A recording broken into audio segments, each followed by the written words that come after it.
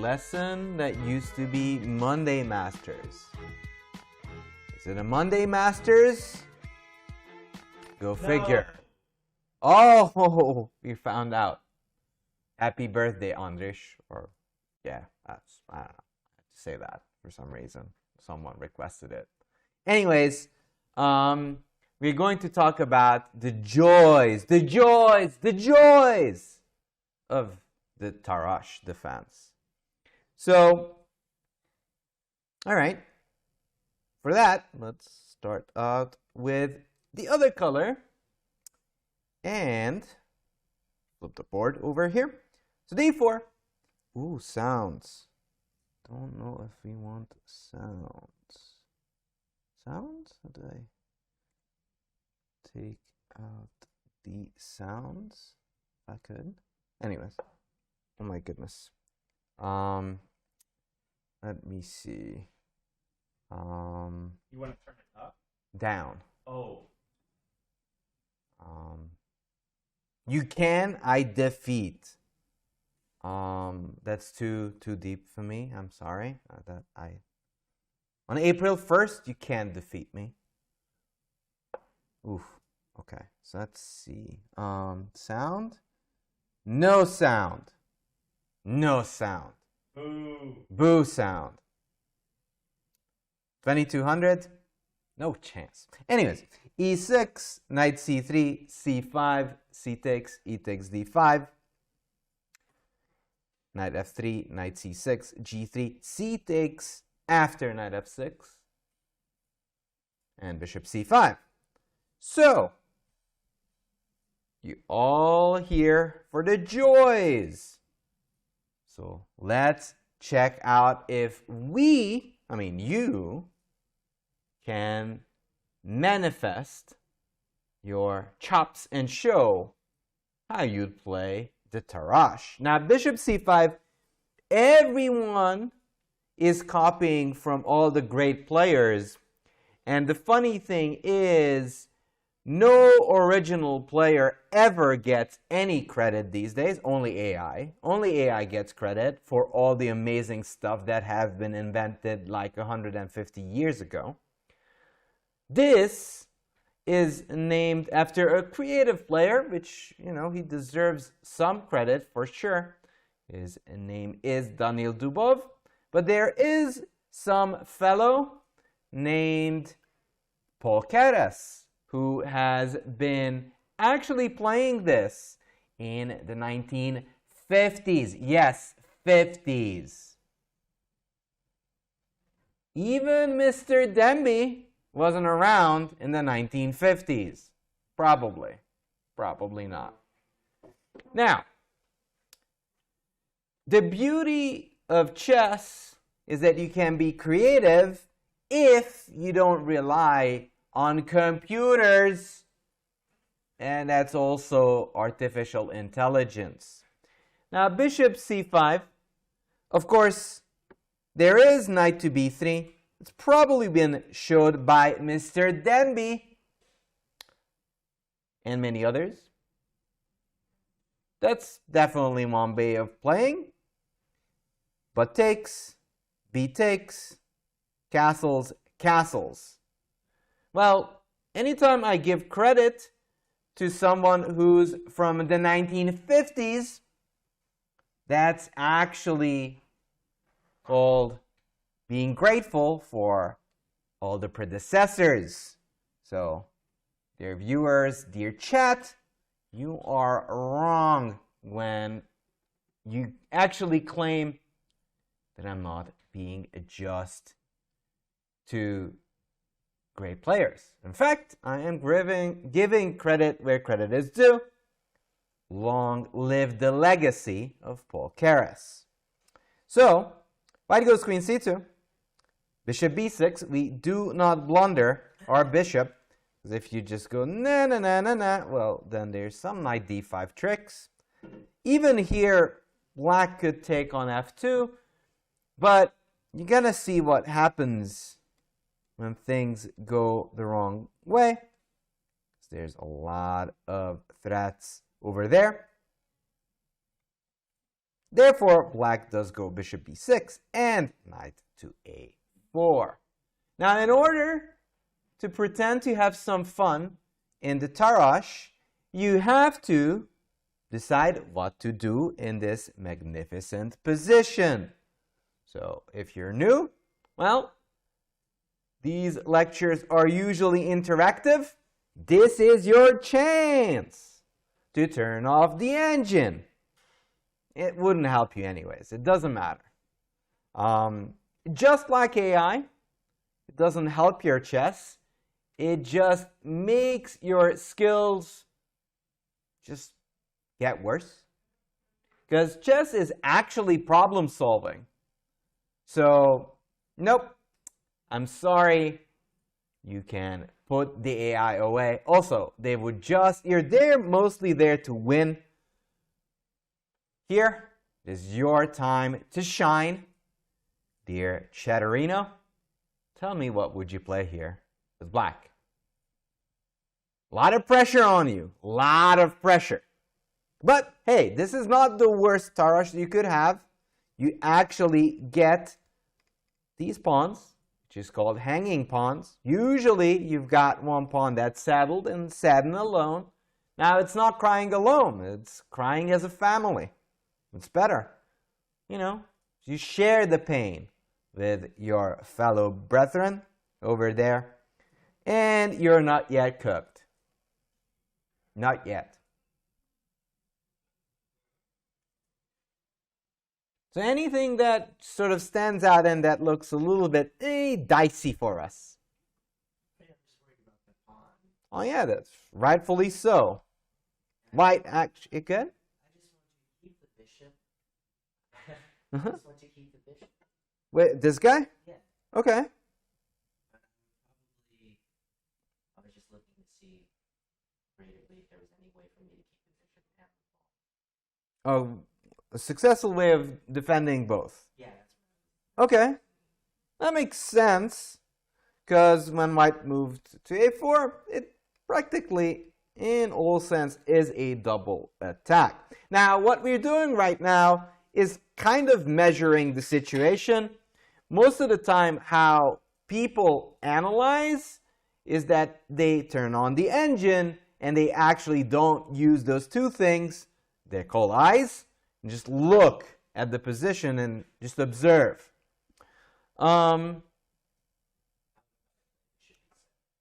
Bishop d7? b7. b7, okay. So, I'm not sure, like, people suggesting bishop a3, but that does not seem legal yet. But don't forget, it is possible to defend and counterattack. It is possible.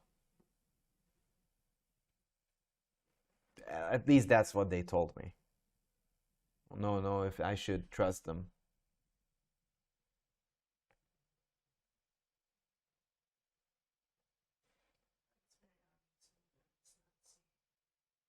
So bishop a6 is definitely an idea. With the point being, if takes, I take your stuff. What are you? Can I ask you? Yeah, sure. Ask me a question. I just be like, yo, he gets it. Okay. So should you care about the dark squared bishop? Yes, in this like, should I care? Well, that's such a marvelous question to ask. What should be the fate of this bishop on b6? And that's sort of such a human question to ask. And that's actually a compliment. Shocker, I know, it is a compliment. Because you want to know what you need in the position. What is sort of the pro and what is sort of the con of losing that bishop? What do you think is sort of the better part of having it or those things. I feel like in my the position is somewhat open because the king's pawn is not moved, so I feel like the bishop might be useful at some point. And I just would like to retain the bishop pair because I like to play with it. Mm-hmm. So you'd like to retain the bishop pair. Okay, so, well, the whole truth is of course, yes, the position is more or less open. We could even argue it's semi-open. Yeah. But really is just trying. Can you keep the bishop? So, yeah, I mean, if you just move the bishop, it just drops the pawn. And if you attack me, which looks really nasty, but you just drop back and there's just no follow-up. And, I mean, if you actually noticed, white even can get away with this, even though this does look really suspicious. So, unfortunately, we can't quite move that bishop, even if we wanted to.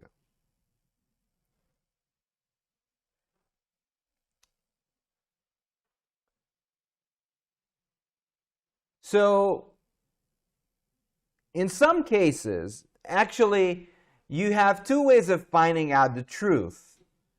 One of them is that you have no choice, and the other one is that you're so good at the game that you find it anyways.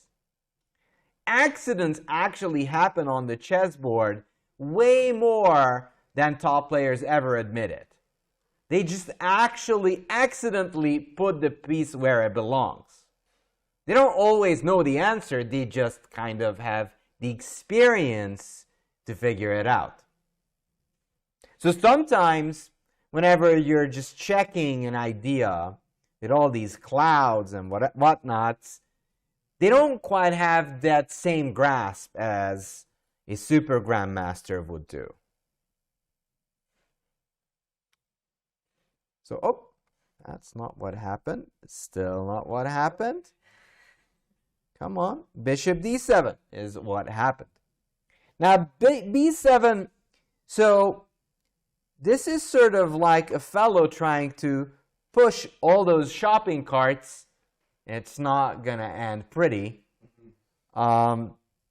Mostly because if we want to push this shopping cart, bam! All those people guarding that square are just going to take it. Now, bishop d7, and exactly for that reason. Now, if you could have pushed that c-pawn, it would have been much better. But in this case, you are not able to push that pawn. Now, this is actually the moment to figure out, well, what do you think white will do? Because chess should really be a dialogue. A real dialogue between men and women. What do I mean by that? You will disagree. And you actually will not find common ground. In fact, your biggest goal will be is to refute your opponent's argument. Just go full Ulysses Grant on their argument.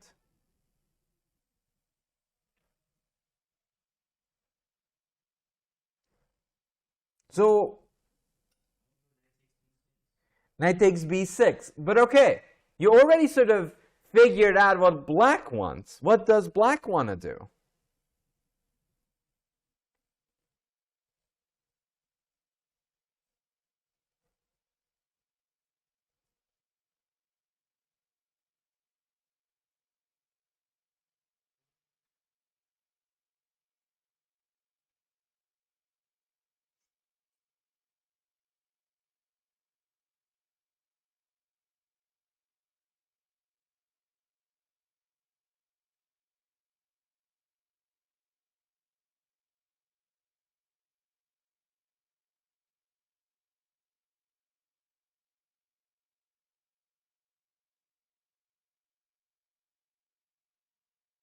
Well, black sort of wants the same idea, right? Yeah, the c5 idea is still on the cards.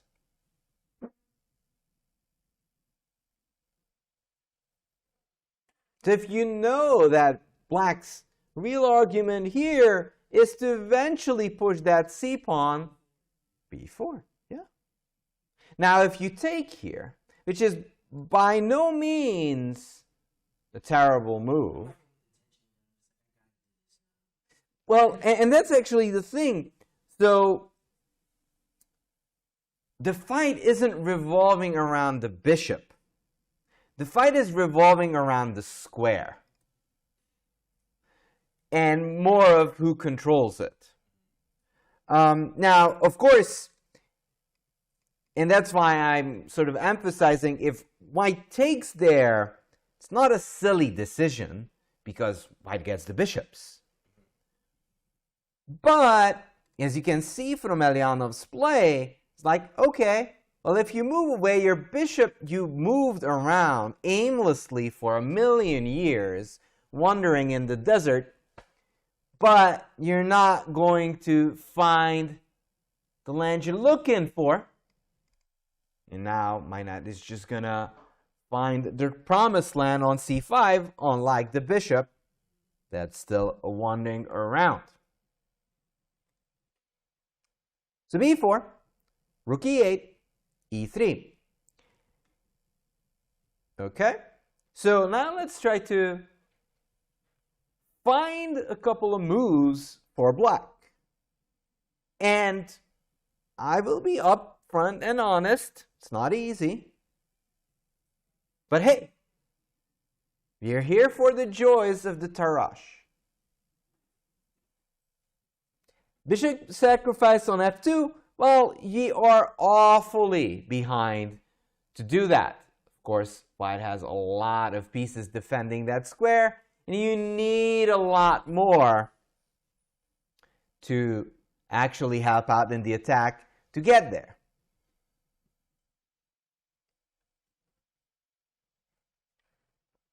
Rook c8 just seems like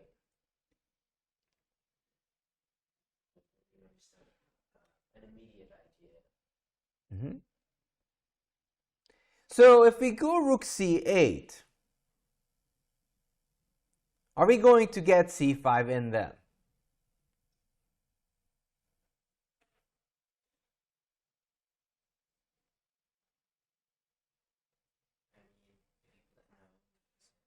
Not really, but that's sort of the key in chess.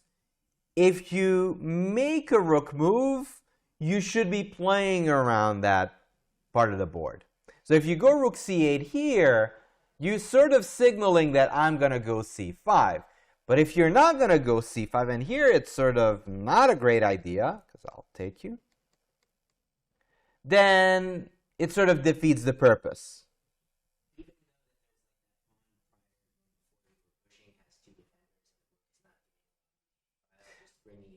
Yeah, so,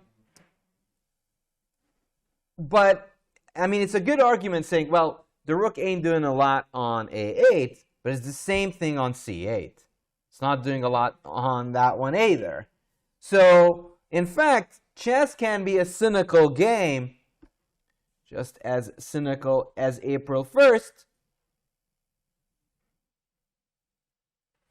Well, if you can't do nothing about it, just leave it. Just leave it. Leave it be. And it's kind of what you ought to do, because if you leave it there, that's kind of the best thing you can get. If you go to c8, it doesn't do anything either. But, you know, never forget, and this is something that I always keep hammering, just like my favorite Grandmaster, Mr. Hammer, the center squares. The center squares is what we always vie for.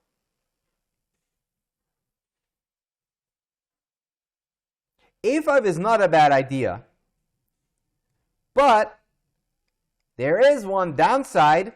Look at that. You had that bishop guarded. No longer is it guarded.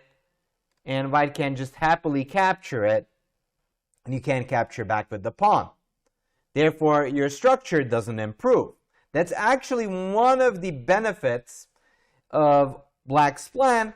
If white decides to take, then black can capture back with the pawn.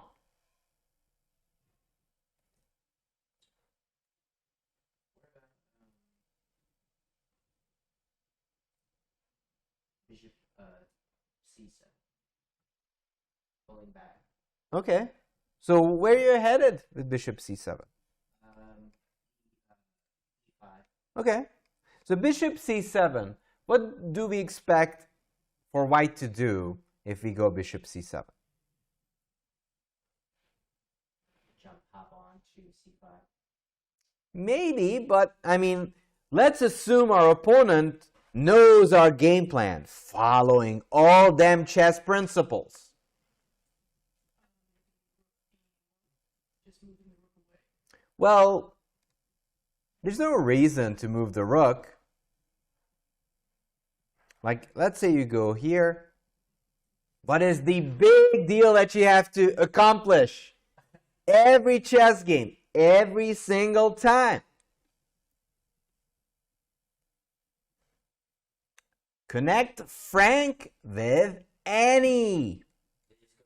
Connect them rooks. But I was thinking that bishop in the long run, living right there, I don't want that. So if you want to trade my dark square bishop over here for that one, I'm okay. I'm all right with that. Okay. That was kind of my reasoning. So, your reasoning is not wrong, and you are correct when you said, well, who cares? Who cares for that bishop? And in general, you don't quite care that much in the Tarrasch if they trade this bishop. And in fact, you're happy if you trade it. But, welcome to the Tarrasch Defense. Now you are lost. Isn't this an amazing opening? You played 2 normal moves and you're losing. Because I take you, I put my pony on this outpost, and it's gone. It's over. That's not the reason. The reason is that you can't get rid of my knight at all.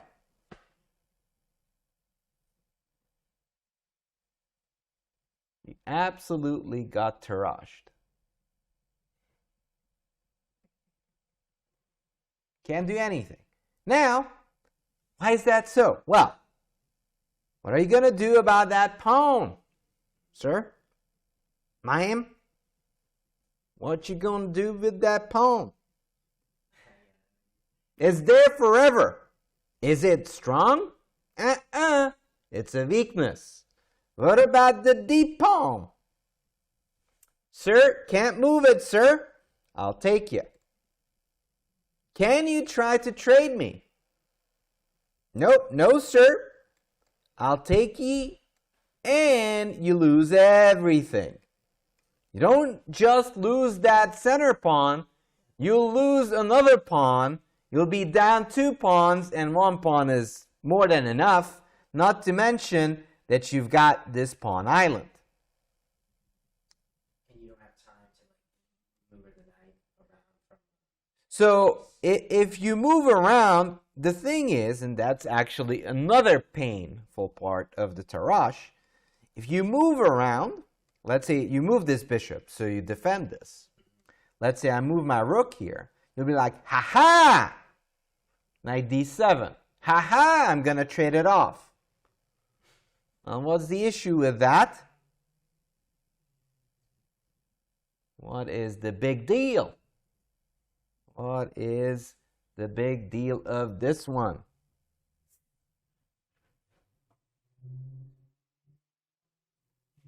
Because it seems like the pony is going to just kick out the other one, and everything's going to be quite nice and fine. Nope, it's not going to be nice. Definitely not going to be nice. How can I punish? Yeah, knight b7. I attack you. For the moment, you got no way of stopping me. And I'm going to just snatch the pawn. And ta-ta! Bye-bye pawn, bye-bye position, bye-bye d-pawn. Bishop on d7, Uh-huh. down to e8, then over to c7, then fly it over to e6. Oh, you're going to get this. I was going to say it's too slow. But it is really slow, unfortunately. Like, it's a clever idea, but... And that's, again, the issue with this, is that, oh no, I find another creative way, because you found a creative way, but the Tarrasch is already dead. You can't do nothing. I'm going to take the only thing that held it together, and I take it, it's over. You can't give up.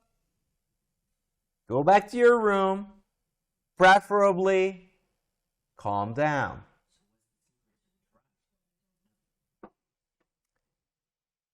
So, we learn along the way how to deal with the joys of the Tarrasch. Now, we realized, we start trading, that ain't no good. It's no good for us, because we just get destroyed. Strategically, it's done. So, e3. What else can we do? We already kind of discussed a5. If I take here, you can't take back with the pawn, so that's not fantastic.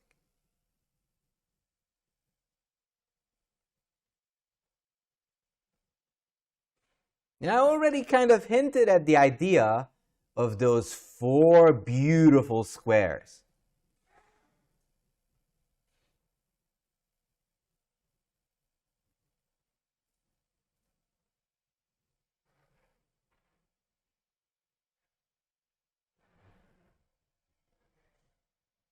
Knight e4, of course. Of course. Make that knight move, please. Knight e4. Knight e4. Get your pieces in the center. Now, even though there are some issues, to put it mildly, with the Tarrasch, you got one thing, and that is not a problem. Center control, right? You've got a pawn in the center that you don't usually have. But we have it this time. So knight e4, bishop b2. So here is the moment you have to sort of figure out how to continue on with your play. You got the center, but that ain't enough.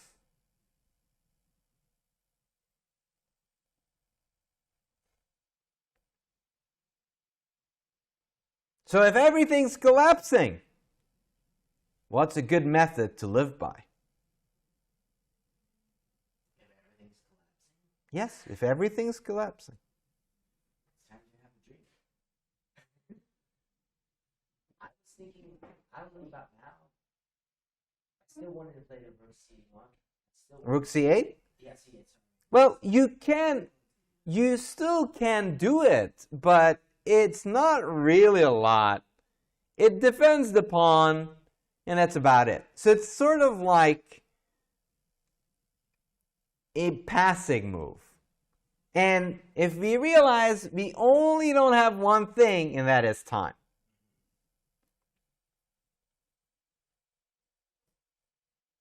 Now remember, white structure is pretty solid. But you can try to chip away.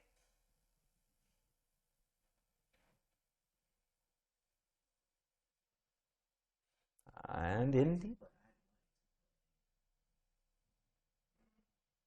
Go ahead. No. I heard you thinking. At some point, I would love to play the h-pawn. Like, I want to roll up on the h-file. Okay, so let me deduce that. So I want to push the h-pawn.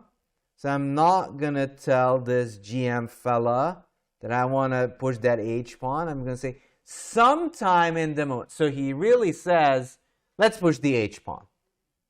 You're correct.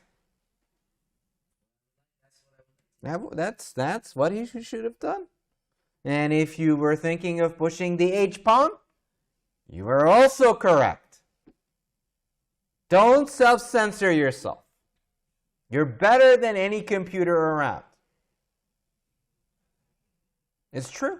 It's true. H5, that's what should have been done.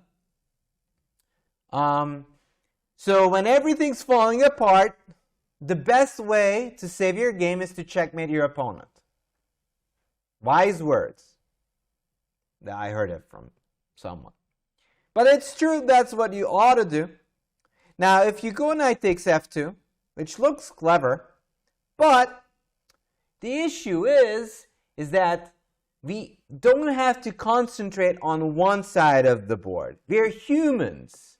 We can multitask, some claim. So I can take on f2 or get rid of the attacker. So the thing is, our evil opponent would want us to take there, which would still be winning for white, because strategically we own, white owns all these key squares. They're blockaded and it's game over. What's even worse is that they get rid of the bishop and then we yoink the pony and then they're cooked. Completely cooked. Like that was a question. But yeah, it's done. H5 would have been the way to play. And I'm happy to tell you, any of you who suggested H5, you were smarter than a Grandmaster, which will be probably one of my future lectures.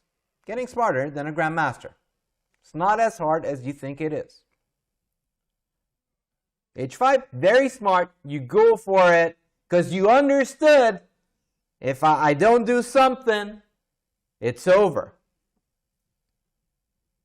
Queen G5 was played by black. Aggressive? What do we think? Aggressive move? I couldn't figure out where the queen needed to be in this. You couldn't figure out where the queen ought to be. Neither did the player playing black. And this was a mistake. And now he's cooked. Aditya agrees with me. That must mean I'm correct. And I'm correct accidentally. The thing is, there's nothing to do with that queen over there, right? It's not much to do. And it is an amazing opening. See, you make one mistake, it's over. It's just like actually doing exams at your college. You don't know when Mr. Michael Schumacher was born. All right, thank you so much. Go prepare, come again. Queen G5, bad. It's already not looking great. Now, Queen G5. Even though I wasn't too kind to this move, there's an issue there. Well, one of the issue there is that you won't be eating that pawn on f2, and you won't be eating that f2 pawn because we already kind of figured out how we can get rid of, terminate the beast, the only beast that black actually has in this position. You don't see the idea behind Queen G5? That would be a shame. Because it's glaringly obvious what black wants to do. Obviously, they want to sacrifice.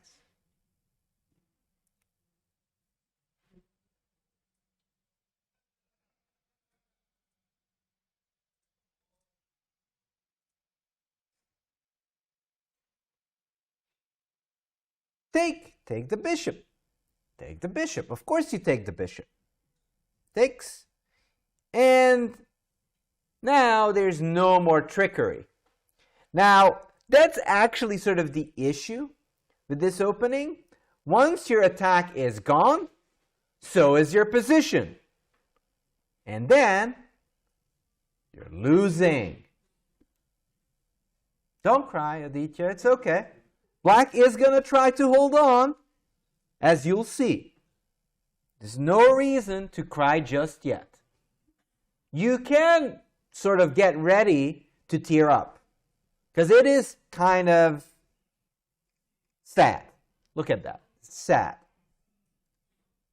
Now, the issue is that eventually white might even go b5, undermine it, or what else could white do? Like in a long-term way. Isolate it. Isolate what? The b-pawn by playing a5, a4, a5. Now you are isolating that b pawn, and what else are you doing? creating an open file for your rook. Creating an open file for a rook. But what if we want to queen? What should we do if we want to queen? Create a passed pawn. That's correct, Klut. Indeed. We go full zugzag with that pawn. We create a passer, and then it's gonna be a nasty, nasty time. Now, that's an issue for black, because if you push this pawn, then this pawn becomes a weakness. If you just keep sitting, as you said, white is gonna go a4, a5, we're gonna create a pass pawn, and it's gonna get ugly. And with that bishop gone, and we sort of wasting time with this queen move, it's clear that white is the one who's pushing. Also, white has the bishop there. You have a question? Oh, okay. I thought you had one. So a4, naturally. Queen g6, a5, takes, bishop f5. Now, these bishop f5 moves, they look really, really nasty. Which they are, but only in a blitz game. Why? Because black sets up a not so hard to spot idea of trying to win a pawn. So white just moves it. Now this looks like a funny square, but it's okay because that's sort of the only threat. Now if white goes queen d1, how could black try to muddy waters? Also a great blues player. Because if you can't muddy waters, then the Tarrasch is going to be a losing.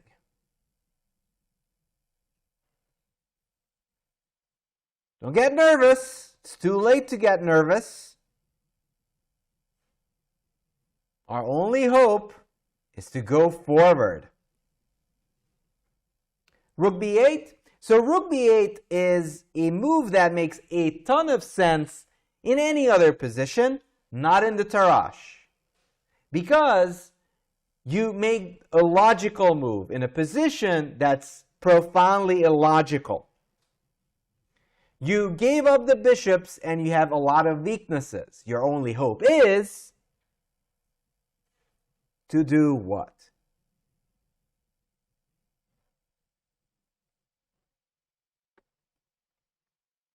Schachmat? Schachmat?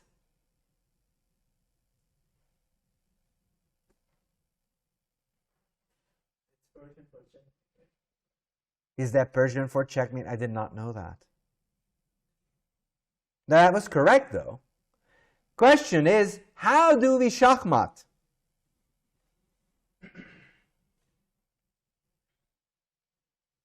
Is there a difference between schachmat No, it's the same thing. I think checkmate and schachmat is the same. So it's one thing to have the idea of checkmating, but we gotta get closer, right? To the king, yes. But we gotta try away. So the thing with rook b8 is that in any normal circumstance this would be fine, but it's way too far. You'd pile on the a5 pawn? Is that going to help us to checkmate, to pile on the a pawn? Nuh-uh. It's not going to help us. Maybe that's something that a compy wants, but compies are greedy. Us humans, we are not greedy enough, allegedly. Allegedly. Some say we're greedy, but still up for debate. Yes. Very good. And what would we do after? Because, you know, we got a dream.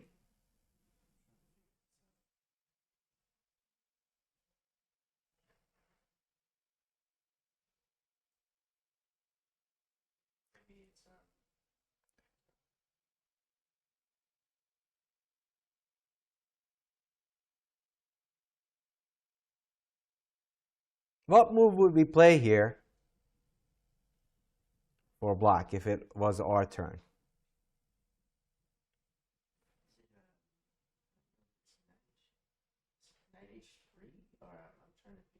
Knight h3 looks good on paper, but they don't, like, if they would take, that'd be fantastic. But they're just going to ignore us, like most of the time they do.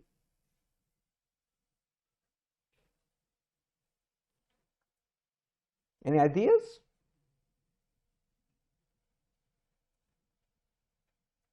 What would black want? Very good. Yeah. Yeah. Bishop h3. Even bishop e4 is pretty good. It's sort of the same thing. I couldn't find, bishop e4, what about f3? So, yeah, but that's already sort of a win for black, because white weakened the position and the bishop gets blocked. But bishop h3 is fantastic. And that's, you guys are finding the ways of the Tarrasch. Because when you play the Tarrasch, you're trying to survive, by all means. And that's a way to survive. You get rid of your opponent's bishop, and now you have chances to checkmate white. So this would have been a good idea. So queen e6, again a little bit slow. And that's sort of the issue with black's play, who's a grandmaster, by the way. f3, and this looks like a win, but it's a little bit of a different one, because here, whenever I could get this in and they would chase us away, we already sort of kind of moved away from the threats. Here, white wins a move because it chases the knight away, and then it'll be their turn again. Also, actually, in this case, the knight can never jump to c5, which could be nice if you could get the d3 square. But no such luck. Knight d6, bishop d4. And here what sort of black is doing, black is playing the strategic type of play, but if it comes down to strategy, it's over. It's not going to be a good scenario for you. Bishop d3, bishop c4. e4. This looks weird, but I mean, this bishop is kind of useless right now. You're trying to open it up. So e4, d takes, f takes, bishop b5. And seemingly, black stabilized. But you weren't ever interested in stabilizing, because the only thing that it's for certain now is that it's white who's dominating. Now, even though white is dominating, still have to find some good moves for the first player. What do you think white should play here?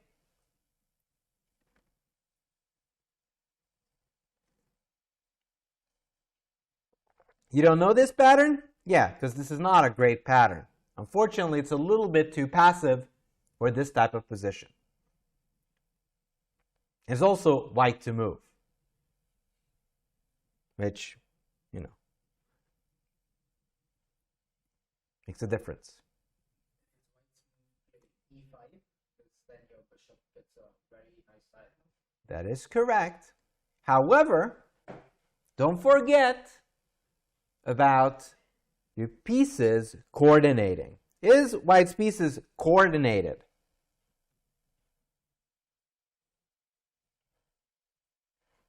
Not that I hate on the e5. Oh, It makes sense. Yeah, go ahead. I'm sorry. The second is queen g5. So you go queen g5. You're sort of neglecting of looking for a move for your opponent. What do you think your opponent will do if you go queen g5? Especially if you know that maybe on a beautiful sunny day you want to play e5.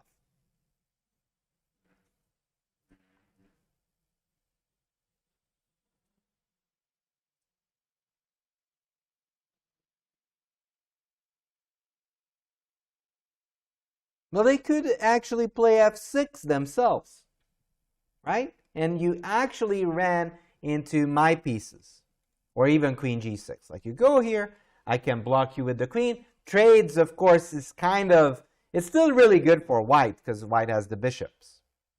But I can also go f6, and you just actually flew way too close to the sun. Hint, hint. You flew way too close to the sun. You could do the same thing, but, you know, with wearing sunglasses or something. If you wear sunglasses, a white move where the lady actually gets a good spot. Queen b2. Okay, so queen b2, and again, I do advise you to look for a move for your opponent. Because whenever you make a queen move, can they go after her? Queen b2, knight c4. Yes. I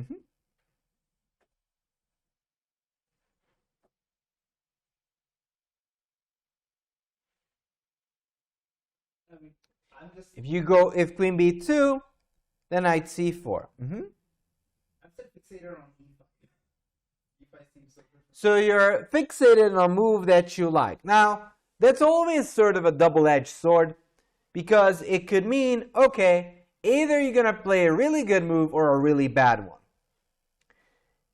If you actually kind of look at moves that is not your favorite, and, you know, I'm guilty with that too. I also have like favorite moves. But a lot of times, if you have like a favorite move that you desperately want to play, that does not mean it's good. So if you go e5, the issue is that Jerry, the bishop, is happy. But Devon is going to stare at the wall. Also, I'm going to chase Devon around. Not good. Not good. Devon's not going to be happy with you. Devon. Poor Devon. Devon lost the heaven. Was staring at. So, I know. Sometimes good things can happen. They can't. C3? Yes. And this is actually the way how people think. That's the way how thinking is emulated. You think of this move, and when you give it time, you realize, oh, pawn f6, and that's bad news. You go here, oh no, knight c4. I want to go here, but oh, there. You find queen c3. Now, of course, if you look up with all these game reviews, it's like, oh, how could you not find queen c3? What's wrong with you? Well, you can use logic. You don't have to just, be hurtful. Just Look at all the moves, look at the alternatives, and you need to actually have a broad choice of ideas to find the right move. Like, just notice that we looked at 1, 2, 3, 4 moves, right? Now, of course, you can limit that to 2 or 3, and you can still find a good move. Like, for example, I'm still thinking that like queen b2, e5 are decent moves, but it may actually take more alternatives to find the right choice. Anyways, queen c3, queen g6, e5. What's the difference? What's the difference? The difference is I actually connected the rooks. I overprotected the pawns.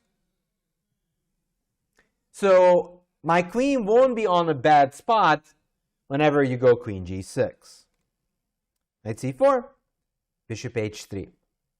Just getting this bishop on a better diagonal, because this bishop had a good job knocking us off and not helping out. Queen h6. Okay. They're provoking us.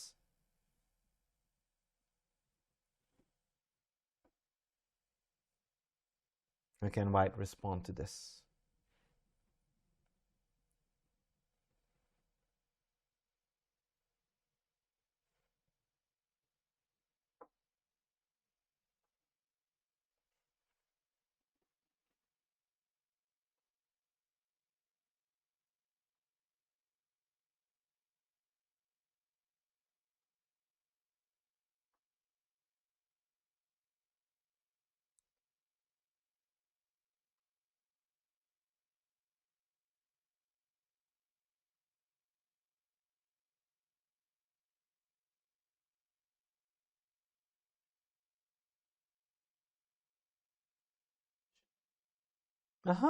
Bishop f5. So, and this is actually a human strength and a weakness.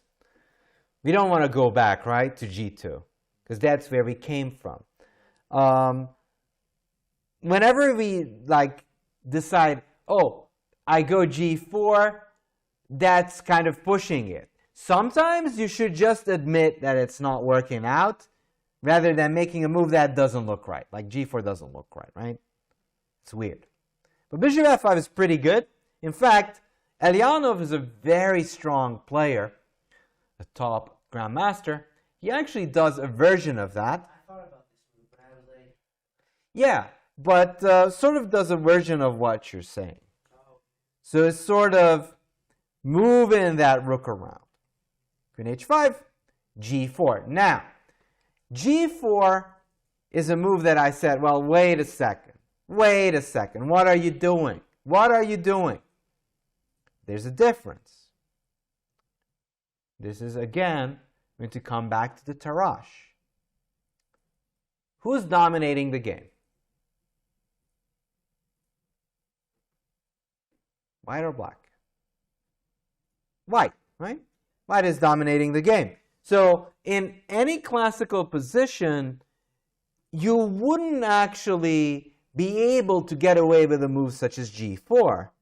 But here you get to, because whoever has the control of the center is not the dark pieces here. It is white. White has a full grip on e5, a potential for an ending.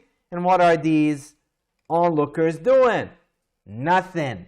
They ain't doing nothing. And these bishops actually make it happen that you can play aggressively while they hold the position together. So now you're actually seeing how the Tarrasch can absolutely get smoked if you're slightly misplaying it. There were moments, as you guys pointed out, you can play it, but you got to play it well. Queen g5, queen g3, and this is one of the other things. If you are playing risky chess, you still may want to involve your pieces. You want to make sure your king side is safe. Now, there was a difference between the g4 you suggested. Your g4, at least the one I thought you were suggesting, was locking in your bishop. This bishop is part of society, as it normally should be. All of your pieces should be part of society. Just like John Curtis, that all them writers, they also now are the St. Louis Chess Club's part of our society here. Welcome, welcome. Here, those bishops, those ninjas over there, they're really, really powerful. Rook e8. Now, after glazing white's position real hard,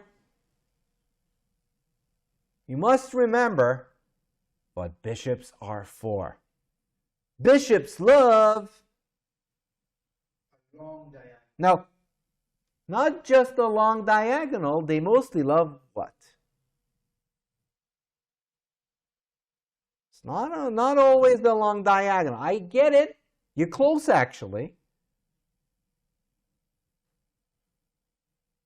Open, closed, open, closed. An open position. Open position. Now, the only reason I peddle this and keep going after this, I'm not saying this just to go and sound smart, which sometimes works out and sometimes it doesn't.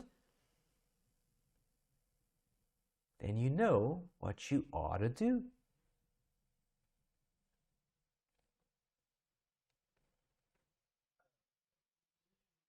More. E6. He goes E6. Survey says pawn to E6. Takes, takes. Rook D8. Rook E1. Now, when you're playing the position, you're like, oh my goodness, how come all tricks work for white? The key to that, if you control the center, most likely all complications, all trickery is going to favor you. Not your opponent, you, because you were a good boy, girl. You controlled the important squares.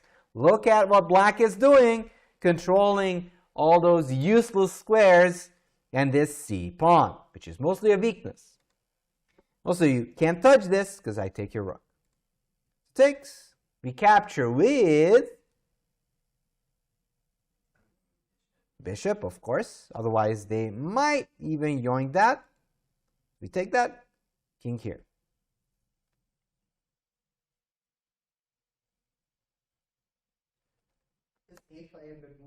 H4. Well done. Very good. Very good. H4. Now, even when you have a good position as white does, there's always a chance to mess up. That's actually sort of the key thing of chess that you should all know. If they didn't tell you already, the easiest thing to do in chess is to lose any position. Winning, losing, doesn't matter. It's impossibly easy to lose anything. But for that reason, you have to keep on trying. So H4, Queen D2, and that's what black is trying to do, trying to muddy waters and actually get some trick in there. But white is smooth as silk, defends everything. Notice how they're building all these happy triangles, Why not bishop takes G? connecting each other. And the reason why they do this is not to mess up. One of the things that these top players do, if they have a good position, they don't try to gamble their good position away. So even though bishop takes G7 looks scrumptious, but is there a reason for white to do that? No. Bishop C3, white is dominating. There's no reason to take their chance. A lot of the times, this is a very important way of attacking a position. Don't take extra chances to lose a good position. Let them try to make complications, and that will make their position even worse.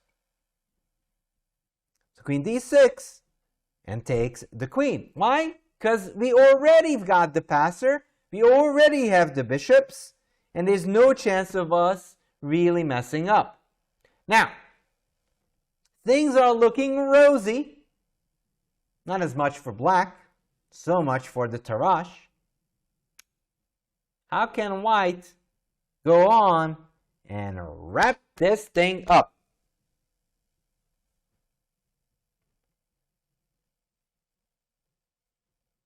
Bring your king closer. So, of course, there is this tendency of bringing the king closer, but it's not going to win the game. It's not an idea that wins the game. It's, of course, a good strategy in every ending, but here it's not as good. Okay. Since you have the two bishops and the passer, just try your best to trade off the rooks by playing rook d1. Okay. So rook d1, it's again like all these moves, rook d1, king f2, they're fine. But we've won blood. We want to win this game. Quick! We got a dinner date. We got to win this game before it's too late. Before that restaurant closes. And if you know that you got to be quick, how can you hasten black's doom? Bishop e5. No. Bishop e5? But what is bishop e5 doing? Okay. But they will do it. So you have to go for targets, sitting ducks, not the ones that they can fly away. You tag the pony, pony goes away. But just notice what can't your opponent do. Your opponent is stuck. In what way is black stuck?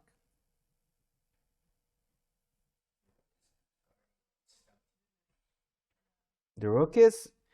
What else is almost completely paralyzed? Oh, the g7 pawn. It's pinned. And what's behind the g7 pawn? The king. The king is paralyzed on h8. Yes. The king is paralyzed. Now, we found the target. People, you know what to do.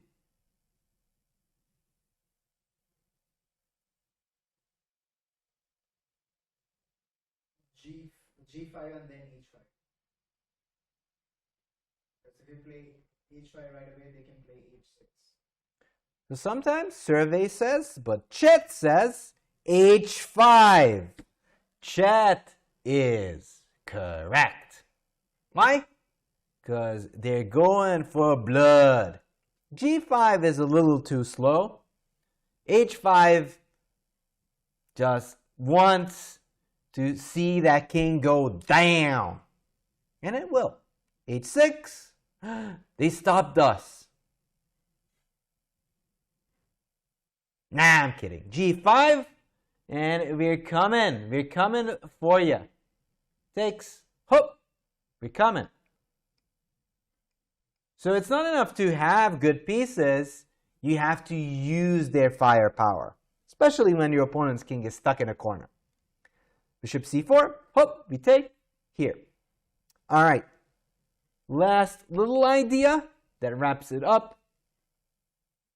What should we play here? Don't forget the Wall Street, the motto that keeps the chess game rolling.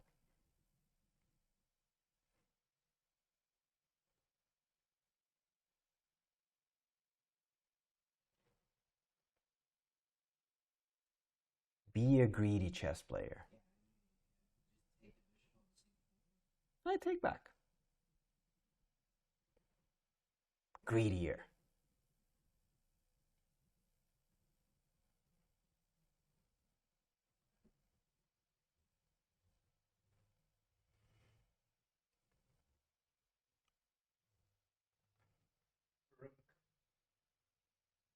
3.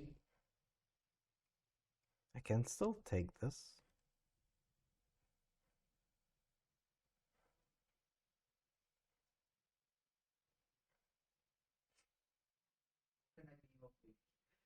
How can you be more greedy? Exactly. That's a good question.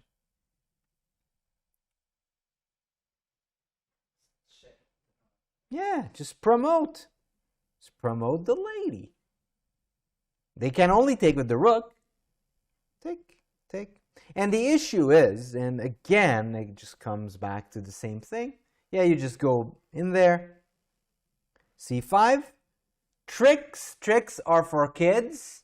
That's what people say, but they're wrong. It's also for adults and for chess players. A6 takes, but now we have rook e6.